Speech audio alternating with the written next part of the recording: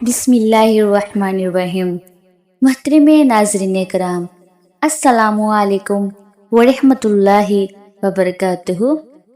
عصر کی نماز کے بعد قرآن کی یہ سورت پڑھو۔ یہ سورت عرش کے بڑے بڑے فرشتے دن رات پڑھتے ہیں۔ حضرت محمد صلی اللہ علیہ وآلہ وسلم نے فرمایا،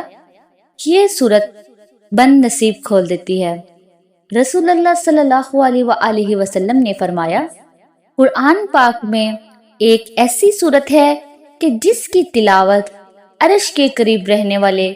معزز فرشتے بھی کرتے ہیں، اور جب کوئی بندہ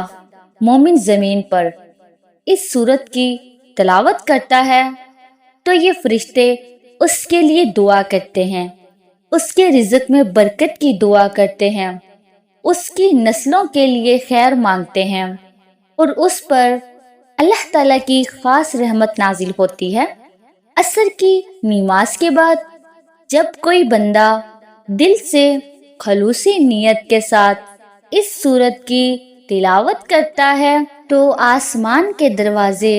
اس کے لیے کھول دیے جاتے ہیں، رزق کی راہیں آسان ہو جاتی ہیں، غیبی مدد نازل ہوتی ہے، اور ایسی رحمتیں برستی ہیں جن کا شمار ممکن نہیں ہے، کیونکہ یہ سورت ان صورتوں میں سے ہے جنہیں اہل عرش فرشتے دن رات پڑھتے ہیں، اور اللہ کے نزدیک اس سورت کا مقام اتنا بلند ہے کہ جب کوئی مومن اسے زمین پر پڑھتا ہے تو آسمان والے فرشتے اس کو پہچان لیتے ہیں، اس کی مغفرت کی دعا کرتے ہیں، اس کے لیے سکینت اور نور طلب کرتے ہیں، اور ہر رات اس حاجت کے لیے دعا کرتے ہیں جو وہ بندہ دل میں چھپائے بیٹھا ہوتا ہے۔ بعض روایات میں آیا ہے کہ اس سورت کی تلاوت سے تنگ دستی دور ہوتی ہے، دل کو اطمینان حاصل ہوتا ہے، اور گھر میں برکت دولت داخل ہو جاتی ہے، اور جو اسے عصر کے بعد پڑھتا ہے گویا اس نے اپنا دن اللہ کی حفاظت میں دے دیا، اور شام اللہ کی رحمتوں میں داخل ہوئی، کیونکہ یہ سورت فرشتوں کی محبوب ہے، اور فرشتے اسے ان لمحات میں پڑھتے ہیں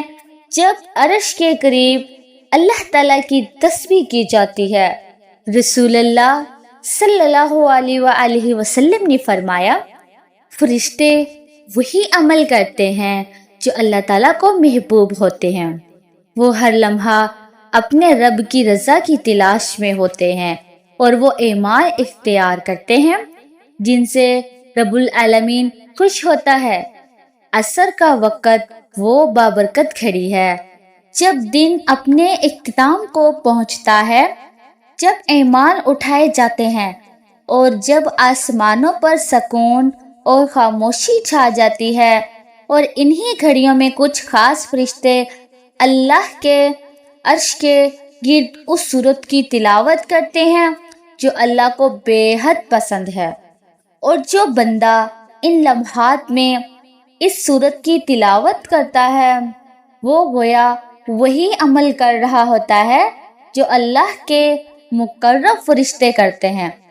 اور اللہ تعالیٰ کو یہ بات بہت محبوب ہے کہ اس کے بندے وہی عمل کریں جو اس کے مقربین کرتے ہیں، کیونکہ جب بندہ فرشتوں جیسے اعمال کرتا ہے تو وہ بھی اللہ کے قرب میں آ جاتا ہے، اس کی دعائیں قبول ہونے لگتی ہیں، اس کی راہیں آسان کر دی جاتی ہیں، رزق میں کشادگی آتی ہے، اور زندگی کی الجھنیں خود بخود سلجھنے لگتی ہیں۔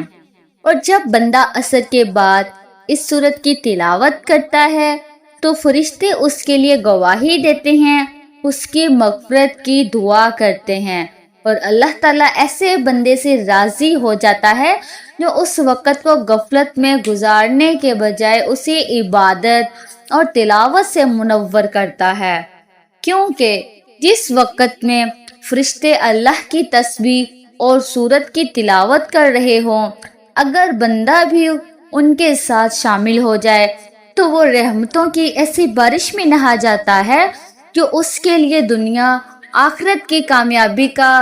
ذریعہ بن جاتی ہے۔ اور جب اللہ راضی ہو جائے تو بندے کے لیے ہر مشکل آسان ہو جاتی ہے، ہر دروازہ کھل جاتا ہے اور ہر بندش ختم ہو جاتی ہے۔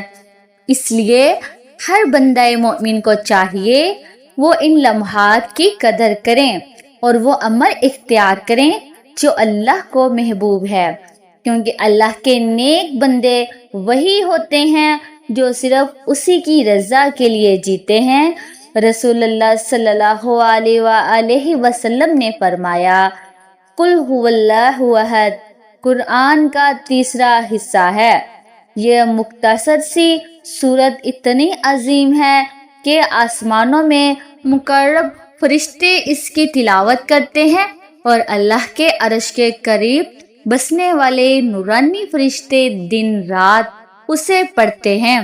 کیونکہ اس صورت میں اللہ تعالیٰ کی وحدانیت، صفات کمال اور اس کی بے نیازی کا ایسا جامع بیان ہے جو دلوں کو پاک کر دیتا ہے۔ اور جب کوئی بندہ عصر کی نماز کے بعد اس صورت کی تلاوت کرتا ہے